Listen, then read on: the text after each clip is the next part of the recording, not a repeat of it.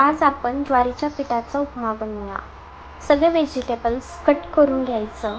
त्यानंतर एक पॅन घेऊन त्यामध्ये ज्वारीचं पीठ ॲड करायचं. त्यावर थोडंसं तेल टाकायचं. मग परतून घ्यायचं. सोनेरी रंग येईपर्यंत परतायचं.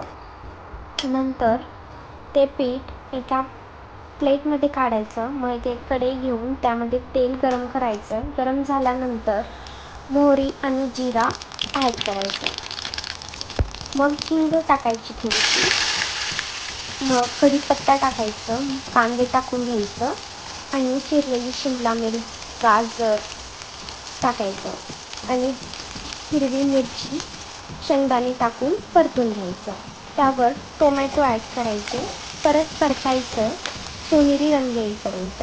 मग हळद टाकायची. परत परतून घ्यायचं. मग त्यामध्ये पाणी टाकायचं. पाणी टाकल्यानंतर थोडंसं तिखट आणि मीठ टाकायचं आपल्या चवीनुसार.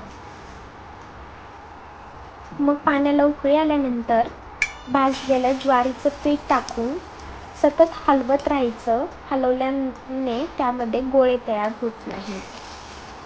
जेवढं पीठ पाण्यामध्ये बसतं तेवढं थोडं थोडं टाकून घ्यायचं.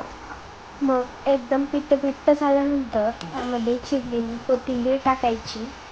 मग वरतून तूप टाकून घ्यायचं. मग परत हलवायचं. हलवल्यानंतर 5 मिनिटांनी आपला उपमा तयार आहे. अशाच व्हिडिओसाठी माझ्या यूट्यूब चॅनेलला फॉलो करा.